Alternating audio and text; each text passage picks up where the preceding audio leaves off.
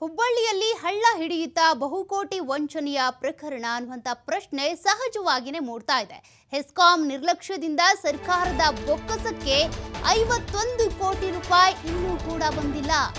2007ರಿಂದ 2023ರ July 13ರ ಒಳಗೆ ನಡೆದಿದ್ದಂಥ ಬಹುಕೋಟಿ ಹಗರಣ ಇದು. 51 ಕೋಟಿ ರೂಪಾಯಿ ಸರ್ಕಾರದ ಬೊಕ್ಕಸಕ್ಕೆ ಬರಬೇಕಾಗಿತ್ತು, ಆದರೆ ಇನ್ನೂ ಕೂಡ ಬಂದಿಲ್ಲ. ಹಾಗಾದ್ರೆ ಈ ಪ್ರಕರಣ ಹಳ್ಳ ಹಿಡಿತಾ ಅಂತ? ಉತ್ತರ ಕರ್ನಾಟಕ ಭಾಗದ 7 ಜಿಲ್ಲೆಯ ವ್ಯಾಪ್ತಿಯನ್ನ ಹೆಸ್ಕಾಂ ಇಲಾಖೆ ಹೊಂದಿದೆ.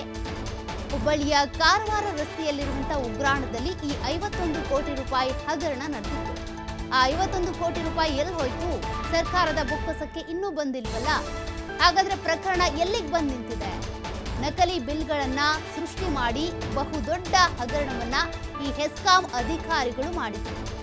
ಟ್ರಾನ್ಸ್ಫಾರ್ಮರ್ ಹಾಗೂ ವಿವಿಧ ಬೇರೆ ರೀತಿಯ ಸಾಮಗ್ರಿಗಳ ಹೆಸರಲ್ಲಿ ಈ ಹಗರಣ ನಡೆದಿತ್ತು. ಅವುಗಳನ್ನು ಕೊಂಡ್ಕೊಂಡಿದ್ದೀವಿ ಅಂತ ಬೇಕಾಬಿಟ್ಟಿಯಾಗಿ ಬಿಲ್ ಹಾಕಿದ್ರು. ಹಗರಣ ನಡೆದು 2 ವರ್ಷ ಆದರೂ ಕೂಡ ಸರ್ಕಾರದ ಬೊಕ್ಕಸಕ್ಕೆ ಬರಬೇಕಾಗಿರುವಂಥ 51 ಕೋಟಿ ರೂಪಾಯಿ ಇನ್ನೂ ವಾಪಸ್ ಬಂದಿಲ್ಲ. ಆದರೆ ಈ ಬಗ್ಗೆ ತನಿಖೆ ಮಾಡ್ತೀವಿ ಅಂತ ನೂತನ ಅಧ್ಯಕ್ಷ ಅಜ್ಜಂಪೀರ್ ಖಾದ್ರಿ ಅವರು ಹೇಳ್ತಾ ಇದ್ದಾರೆ. ಇತ್ತೀಚೆಗಷ್ಟೇ ಬೈ ಎಲೆಕ್ಷನ್ ನಲ್ಲಿ ಕಾಂಗ್ರೆಸ್ ಬಂಪರ್ ಗೆಲುವನ್ನ ಗೆದ್ದಿದ್ದಕ್ಕೆ ಅಜ್ಜಂಪೀರ್ ಖಾದ್ರಿ ಅವರಿಗೆ ಈಗ ಹೆಸ್ಕಾಂ ಅಧ್ಯಕ್ಷ ಸ್ಥಾನವನ್ನ ಕೊಡಲಾಗಿದೆ. ಅಜ್ಜಂಪೀರ್ ಖಾದ್ರಿ ಅವರು ಇದಕ್ಕೆ ಪ್ರತಿಕ್ರಿಯೆ ಕೊಟ್ಟಿರೋದೇನೆಂದ್ರೆ ತನಿಖೆ ನಡೆಯುತ್ತೆ ಅಂತ. ಬಟ್ 7 ವರ್ಷ ಆದರೂ ಕೂಡ ಇನ್ನೂ ತನಿಖೆ ಆಗಿಲ್ಲ. ಇನ್ನೂ ಸರ್ಕಾರಕ್ಕೆ ಬರಬೇಕಾಗಿರುವಂಥ 55 ಕೋಟಿ ರೂಪಾಯಿ ವಾಪಸ್ ಆಗಿಲ್ಲ. ಹೆಸ್ಕಾಂ ಅಧಿಕಾರಿಗಳು ಯಾರ್ಯಾರು ಇದರಲ್ಲಿ ಭಾಗಿಯಾಗಿದ್ರು, ಯಾವ್ಯಾವ ಸಲಕರಣೆಗಳ ಹೆಸರಲ್ಲಿ ಎಷ್ಟೆಷ್ಟು ಬಿಲ್ ಹಾಕೊಂಡು ಎಷ್ಟೆಷ್ಟು ನುಂಗಿದ್ದಾರೆ, ಅದೆಲ್ಲದೂ ಕೂಡ ವಾಪಸ್ ಬರೋದಾದ್ರೂ ಯಾವಾಗ? ಅಜ್ಜಂಪೀರ್ ಖಾದ್ರಿ ಅವರು ಇದಕ್ಕೆ ಸಂಬಂಧಪಟ್ಟಂತೆ ಯಾವ ರೀತಿ ತನಿಖೆ ನಡೆಸ್ತಾರೆ ನೋಡ್ಬೇಕಿದೆ. ರಿವ್ಯೂ ಮಾಡ್ತೀನಿ. ನಾನು ಪ್ರತಿ ಜಿಲ್ಲೆಗೆ ಹೋಗ್ತೀನಿ, ಪ್ರತಿ ತಾಲೂಕು ಹೋಗ್ತೀನಿ, ರಿವ್ಯೂ ಮಾಡ್ತೀನಿ. ಎಲ್ಲೆಲ್ಲಿ ಏನು ಲೋಪಿದೆ ಅದು ನಿರ್ದಾಕ್ಷಿಣ ಅವ್ರ ಮೇಲೆ ಆಕ್ಷನ್ ತಗೊಳ್ತೀನಿ. ಸರ್ಕಾರ ಏನು ಇವತ್ತು ಬಡವರಿಗೆ ಕೊಡುವ ಕರೆಂಟು ನಮ್ಮ ಕರ್ನಾಟಕಕ್ಕೆ, ನಮ್ಮ ರೈತರಿಗೆ ಕರೆಂಟ್ ಸರಿಯಾಗಿ ಗುಣಮಟ್ಟದ ಕರೆಂಟ್ ಕೊಡುವಂತ ವ್ಯವಸ್ಥೆ ಆಗುವವರಿಗೆ ನಿದ್ದೆ ಮಾಡೋದಿಲ್ಲ. ಸ್ಕ್ಯಾಂಡಲ್ ಬಗ್ಗೆ ನಾನು ತಿಳ್ಕೊಂಡಿಲ್ಲ. ಅದು ನನ್ಗೆ ತಿಳ್ಕೊಂಡಿಲ್ಲ. ಎಲ್ಲಿ ಆಗೈತಿ, ಯಾರು ಹೇಳ್ಯಾರ ನನ್ಗೆ ಗೊತ್ತಿಲ್ಲ. ಬಟ್ ನಾನು ತಿಳ್ಕೊಂತೀನಿ. ನಾನು ಬಂದಿದ್ದೆ, ಇವತ್ತು ಬಂದೀನಿ, ಅದ್ರ ಬಗ್ಗೆ ತಿಳ್ಕೊಂತೀನಿ. ತಿಳ್ಕೊಂಡು ನಿಮ್ಗೆ ಹೇಳ್ತೀನಿ. ನಾನು ಕರೆದು ಅಲ್ಲ, ಅದು ನೋಡಿ, ನಾ ಸ್ಕ್ಯಾಂಡಲ್ ಬಗ್ಗೆ ಬ್ರೀಫ್ ಮಾಡಿ ಅಂತ ಹೇಳಿದ್ದಿಲ್ಲ. ನಮ್ಮ ಇಲಾಖೆ ಒಳಗೆ ಏನು ಅಧಿಕಾರಿಗಳದಾರೆ, ಯಾರ್ದು ಏನು ಪವರ್, ಏನು ಚಾರ್ಜ್, ಏನು ಕೆಲಸ, ಅವ್ರು ಏನೇನು ಮಾಡಬೇಕು, MD ಅವ್ರು ಏನು ಮಾಡಬೇಕು, ನಾನು ಹೊಸದಾಗಿ ಅಧ್ಯಕ್ಷ ಆಗಿದ್ದೀನಿ, ನಾ ಏನು ಮಾಡಬೇಕು ಫಸ್ಟ್ ತಿಳ್ಕೊಂಡೀನಿ. ಇವತ್ತು ಫಸ್ಟ್ ಡೇ ನಂದು. ಇವತ್ತು ತಿಳ್ಕೊಂಡೀನಿ, ನಾಳೆ ಮತ್ತೆ ಅದು ಬೇರೆ ತಿಳ್ಕೊತೀನಿ. ದಿವಸ ಉರ್ದುದಾಗ ಹೇಳ್ತಾ ಅಲ್ಲ, ರೋಜ್ ರಾಸ್ತೆ ಖುಲ್ಲೆ ಕರ್ತಾ ಹೈ. ಹಾಗೆ ಪರಮಾತ್ಮ ಡೈಲಿ ಹೊಸ ವಿಚಾರಗಳು ನಮಗೆ ಕೊಡ್ತಾನೆ. ನೀವು ಆಶೀರ್ವಾದ ಮಾಡ್ರಿ. ನಿಮಗೆ ಬ್ರೀಫ್ ಆಗಿದೆ, ರಿವ್ಯೂ ಮಾಡ್ತೀನಿ. ನಾನು ಪ್ರತಿ ಜಿಲ್ಲೆಗೆ ಹೋಗ್ತೀನಿ, ಪ್ರತಿ ತಾಲೂಕು ಹೋಗ್ತೀನಿ. ಡೀಟೇಲ್ಸ್ ಕೊಡ್ತಾ ಹೋಗ್ತಾರೆ ಪ್ರತಿನಿಧಿ ಯಲ್ಲಪ್ಪ. ಈಗಾಗಲೇ 7 ವರ್ಷಗಳಿಂದ ಪೆಂಡಿಂಗ್ ಇರುವಂತ ಪ್ರಕರಣ ಇದು. ಈಗಲಾದ್ರೂ ತನಿಖೆ ಆಗುತ್ತಾ? 7 ವರ್ಷಗಳಿಂದ ಸರ್ಕಾರದ ಬೊಕ್ಕಸಕ್ಕೆ ಬರಬೇಕಾಗಿದ್ದಂತ 51 ಕೋಟಿ ರೂಪಾಯಿ ಈಗಾದ್ರೂ ವಾಪಸ್ ಆಗುತ್ತಾ ಅಂತ? ಏನು ಹುಬ್ಬಳ್ಳಿಯ ಹೆಸ್ಕಾಂ ಅಂದ್ರೆ 7 ಜಿಲ್ಲೆಗೆ ಒಂದು ಜೀವನಾಡಿ, ಒಂದು ಬೆಳಕನ್ನ ಕೊಡುವಂತಹ ಒಂದು ಇಲಾಖೆ. ಈ ಒಂದು ಇಲಾಖೆಯಲ್ಲಿ ಒಟ್ಟು 7 ವರ್ಷ ಅಂದ್ರೆ 2017 ಮತ್ತು 2018ರಿಂದ ಇಲ್ಲಿ ಅಂದ್ರೆ ಭಾರಿ ಒಂದು ದೊಡ್ಡದಂತಹ ಒಂದು ಭ್ರಷ್ಟಾಚಾರವಾಗಿತ್ತು. ನಕಲಿ ಬಿಲ್ಗಳನ್ನ ಸೃಷ್ಟಿ ಮಾಡಿ ಇಲ್ಲಿ ಅಂದ್ರೆ ಸರ್ಕಾರದ ಬೊಕ್ಕಸಕ್ಕೆ ಇಲ್ಲಿ ಅಂದ್ರೆ 51 ಕೋಟಿ ರೂಪಾಯಿ ವಂಚನೆಯನ್ನ ಮಾಡಲಾಗಿತ್ತು.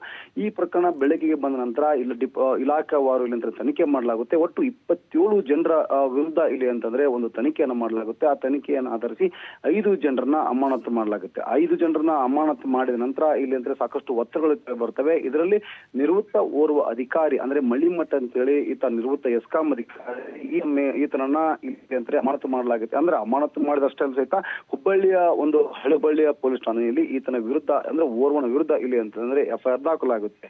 ಇಲ್ಲಿ ಸಾಕಷ್ಟು ಹೋರಾಟಗಳಾದವು ಮತ್ತು ಇಲ್ಲಿ ಅಂದ್ರೆ ಹುಬ್ಬಳ್ಳಿಯ ಮತ್ತು ಇಲ್ಲಿ ಅಂದ್ರೆ ಕೆಲವೊಂದಿಷ್ಟು ಹಿತಾಸಕ್ತಿಗಳು ಮಾತಾಡಿದ್ದು ಏನು ಅಂತಂದ್ರೆ ಇಲ್ಲಿ ಕೇವಲ ಒಬ್ಬರ ಮೇಲೆ FIR ಆಗಬಾರ್ದು, 27 ಜನರ ವಿರುದ್ಧ ಇಲಾಖೆಗಳ ತನಿಖೆ ಆದ್ಮೇಲೆ ಅವರೆಲ್ಲರ ಮೇಲೂ FIR ಆಗಬೇಕು ಮತ್ತು 51 ಕೋಟಿ ರೂಪಾಯಿ ಈಗಾಗಲೇ ಸರ್ಕಾರ ಬೊಕ್ಕಸಕ್ಕೆ ಹಾನಿಯಾಗಿದೆ, ಅದನ್ನ ತುಂಬಿಸಿಕೊಳ್ಳಬೇಕು ಅಂತೇಳಿ ಸಾಕಷ್ಟು ಇಲ್ಲಿ ಅಂತಂದ್ರೆ ಹೋರಾಟಗಳಾದವು.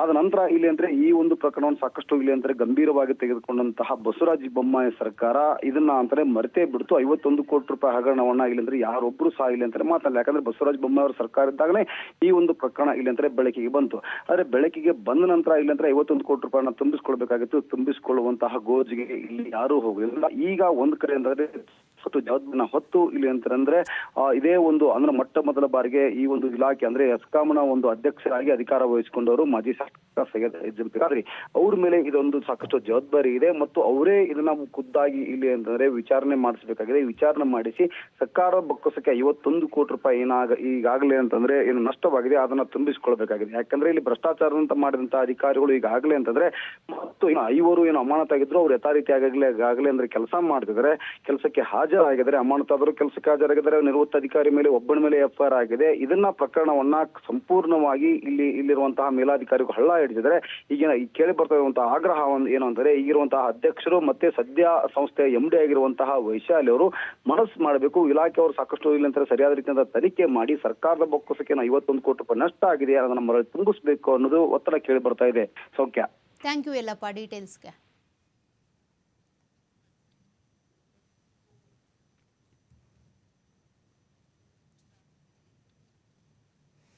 ಈಗಾಗಲೇ ಉತ್ತರ ಕರ್ನಾಟಕ ಭಾಗದ 7 ಜಿಲ್ಲೆಯ ವ್ಯಾಪ್ತಿಯನ್ನು ಹೊಂದಿರೋದು ಈ ಹೆಸ್ಕಾಂ ಅಧಿಕಾರಿಗಳೇ ಈ 51 ಕೋಟಿ ಹಗರಣವನ್ನು ಮಾಡಿದ್ರು. ಇದಕ್ಕೆ ಸಂಬಂಧಪಟ್ಟಂತೆ 7 ವರ್ಷಗಳಾದರೂ ಕೂಡ ಸರಿಯಾದ ತನಿಖೆ ನಡೆದಿಲ್ಲ. ಸರ್ಕಾರಕ್ಕೆ ಬರಬೇಕಾಗಿರುವಂಥ 51 ಕೋಟಿ ರೂಪಾಯಿ ಏನಿದೆ ಇನ್ನೂ ಕೂಡ ವಾಪಸ್ಸಾಗಿಲ್ಲ. ಈಗ ಹೆಸ್ಕಾಂನ ನೂತನ ಅಧ್ಯಕ್ಷರಾಗಿ ಎಚ್.ಎಂ. ಖಾದ್ರಿ ಅವರು ನೇಮಕಗೊಂಡಿದ್ದಾರೆ. ಅವರು ಇದಕ್ಕೆ ಸಂಬಂಧಪಟ್ಟಂತೆ ನಾನು ತನಿಖೆ ನಡೆಸ್ತೀನಿ, ಏನು ಕಳ್ಳಾಟ ಆಗಿದೆ, ಏನು ಹಗರಣ ಆಗಿದೆ ಅದ್ರ ಬಗ್ಗೆ ಮಾಹಿತಿ ತಿಳ್ಕೊತೀನಿ ಅಂತ ಕೂಡ ಹೇಳಿದ್ದಾರೆ. ನೋಡೋಣ ತನಿಖೆ ಹೇಗೆ ಸಾಗುತ್ತೆ ಅಂತ.